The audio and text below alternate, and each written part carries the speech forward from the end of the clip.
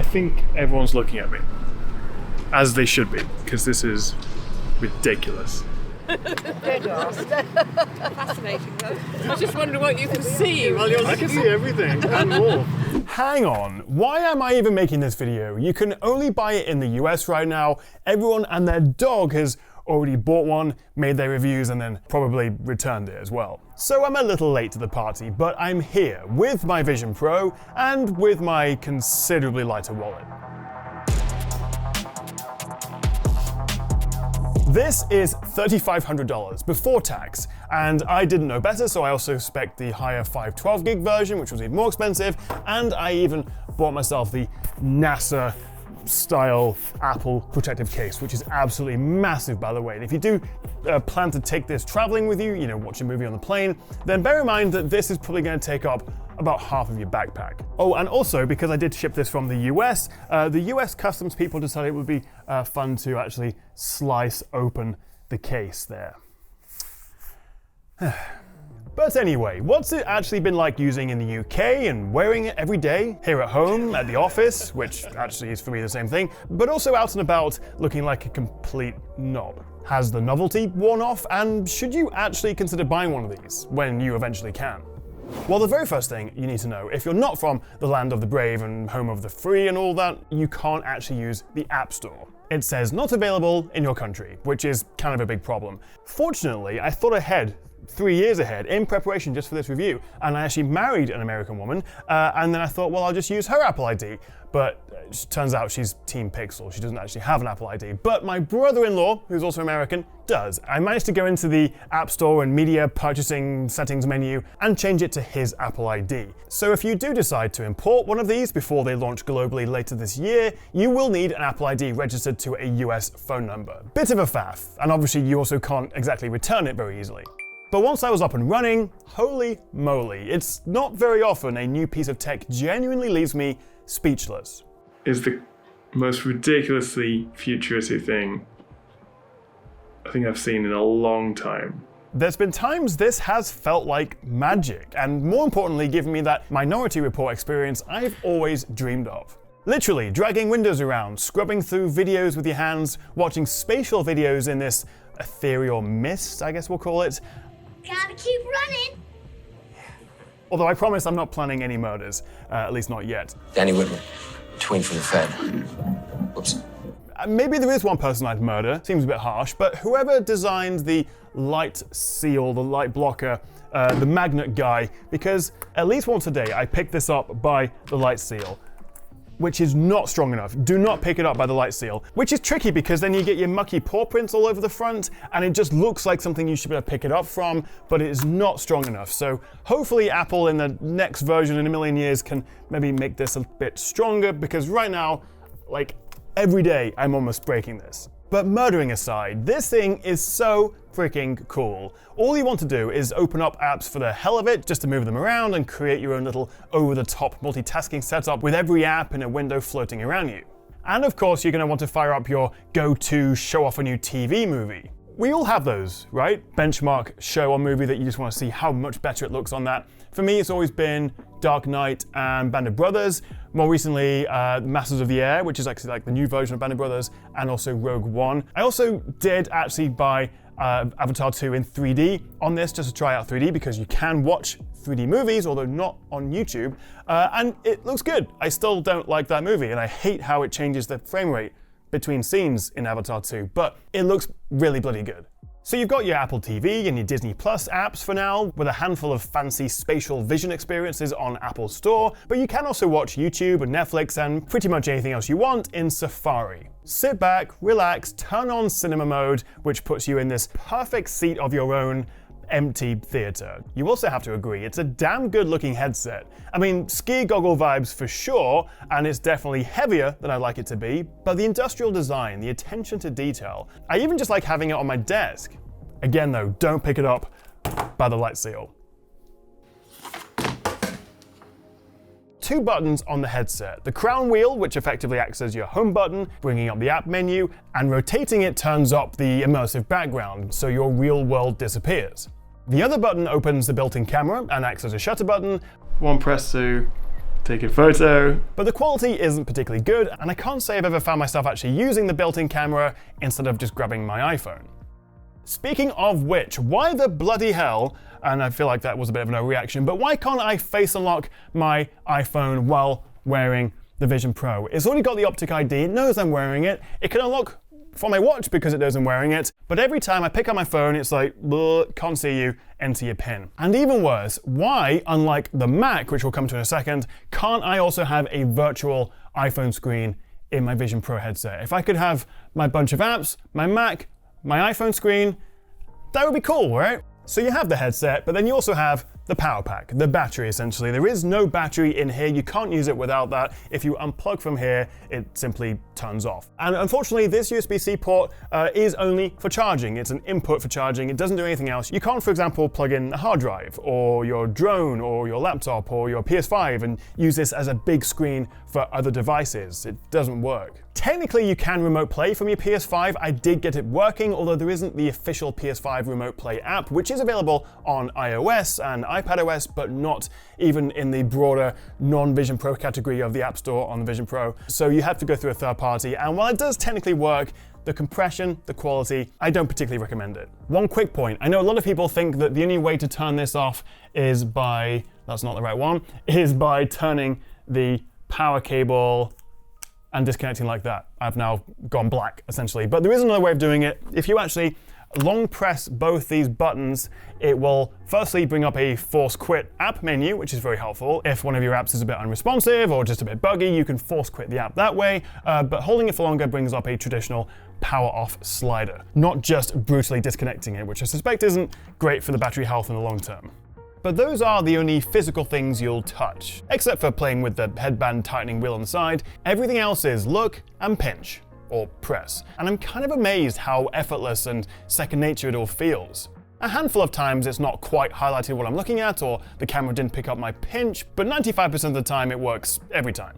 I've also found Apple's pretty bang on about that 2-hour battery life, or up to 2.5 hours watching videos. A couple of times I've had to stop because it's run out of juice, but it's not been a big problem, and generally when I'm sat at my desk here, I'll just plug the battery into my Mac anyway to keep it topped up. So it all looks and sounds spectacular. And speaking of which, the built-in speakers are better than they have any right to be in a headset this size. They're loud, bassy, you get spatial audio, and having sound coming from the direction of the window it's playing from in your 3D world really adds to that immersive factor. Although I would say AirPod Pros, particularly the second generation with the USB-C charger port, because specifically this new model does support spatial audio with the Vision Pro, is probably your best bet for getting that most immersive sort of sound experience. And I'm going to try and avoid using the word immersive as much as possible in this review. Also take Chap 2, because the first ones I lost on a plane. And there's the added benefit of not annoying everyone around you, because there is a lot of sound leak from the Vision Pro. Yeah, baby! The weirdest thing is I have no idea what you were doing. I recently jumped on a FaceTime call with my buddy Tommy, complete with our creepy, uncanny valley personas, but the Vision Pro's mic quality, the noise cancellation, absolutely phenomenal. I had no idea Tommy was sat in a hotel lobby. Although apparently the guy next to Tommy could hear me coming out of the headset and asked him to put headphones on. But for me at least, it sounded amazing.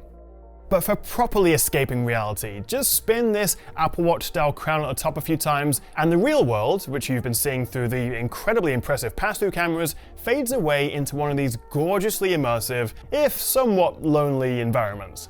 This would be a lot cooler if I could share it with someone. And while most of my time in the Vision Pro has felt kind of lonely, you do have SharePlay. And while again you can't see the film because I'm screen recording, I had a lovely time watching about 10 minutes or so of The Creator on Disney Plus with Aaron from Mr. Who's the Boss. We could both pause or fast forward the film and it would sync up for the other one. And it was genuinely nice to catch up and talk about the Vision Pro and watch something with incredible sound and video quality. I could also share my screen as I gave him a bit of a tour of the studio, and as funny as these personas look, and to be fair his is better than mine, after a while you do kind of get used to it. The whole experience was another one of those Vision Pro magical moments.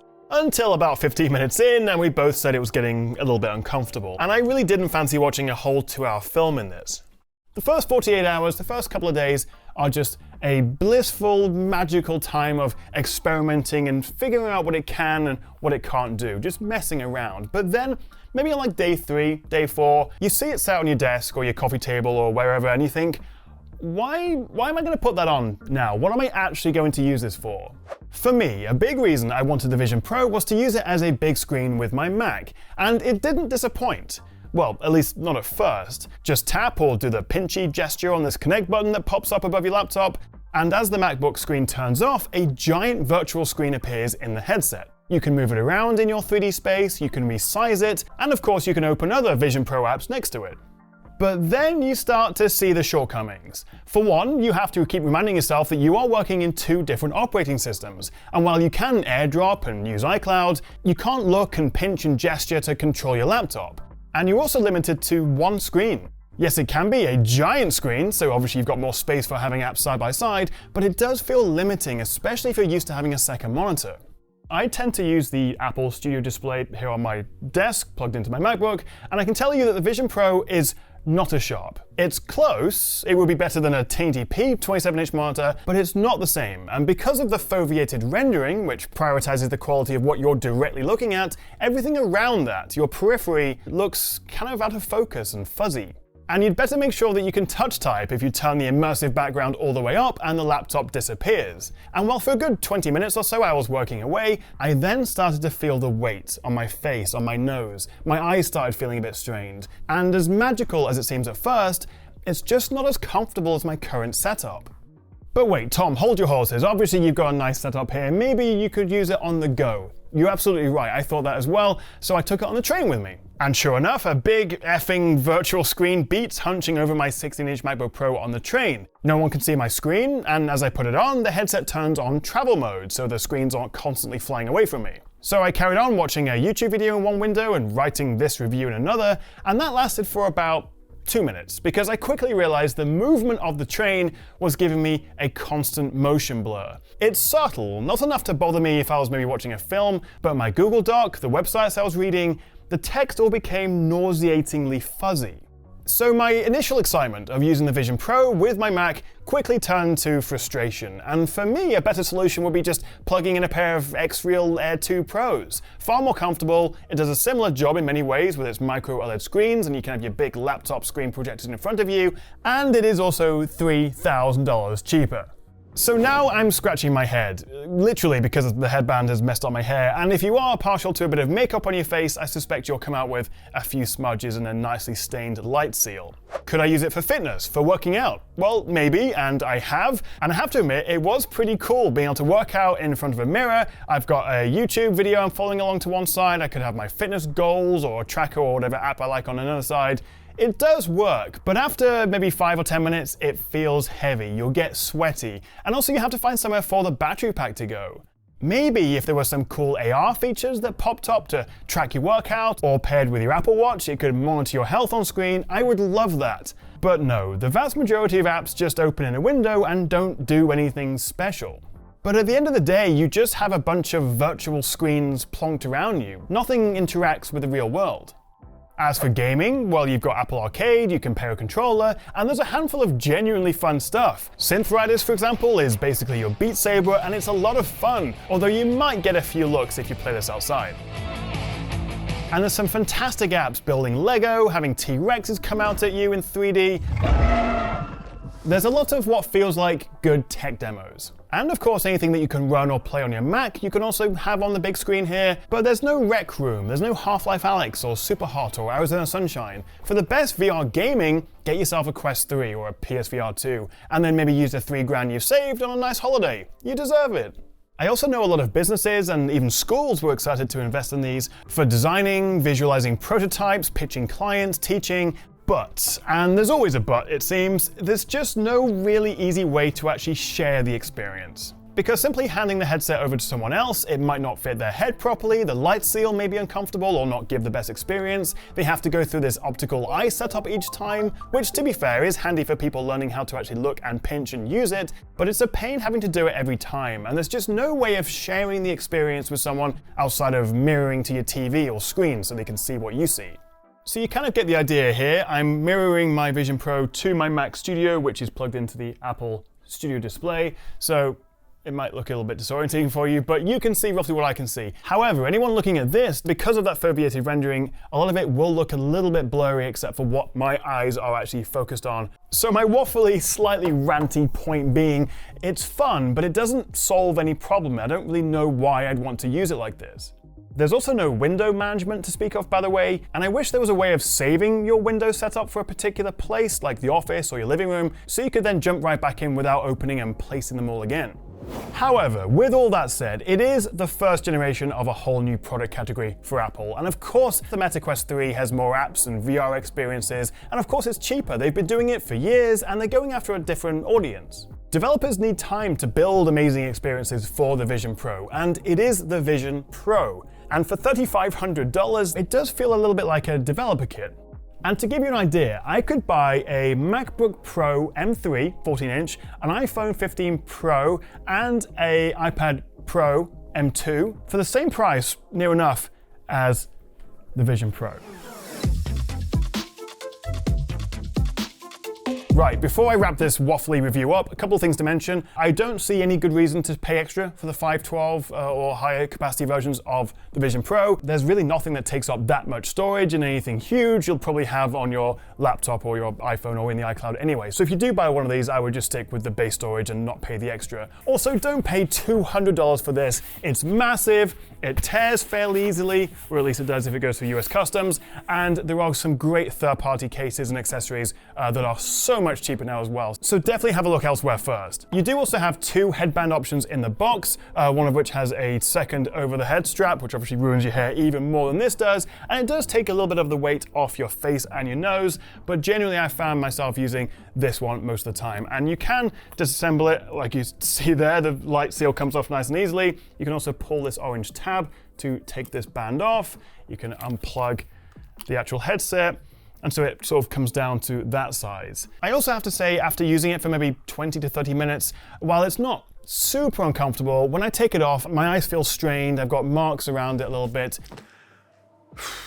You never come out of this feeling fresh. And if you're at the office, if you're going out afterwards, if you're with people around you, it's not the nicest experience. Obviously, no VR headset or any headset is going to give you a nice experience unless you're just wearing a pair of glasses. These are the X-Real Air 2 Pros. They've got a new Ultra one coming out with a wider field of view. And speaking of field of view, you've probably seen other people mention this in their reviews, but the field of view, the FOV on this isn't particularly wide. It does kind of look like you're looking through a pair of very sharp, very nice binoculars. So it can feel a little bit tunnel vision sometimes. And as I say, the lack of a desktop or a proper window management system can be frustrating. There is a Files app, which is handy if you've downloaded or airdropped things across, but it's hard to feel productive in this with such a basic interface. Also, don't use it outside or in public. You look like a bit of a I've tried it, I didn't really get much out of it, I got a lot of looks. If you are going to walk around with this, you actually have to grab the window you're using and carry it with you. This is best used at home or at the office or maybe on public transport if you don't mind people staring at you.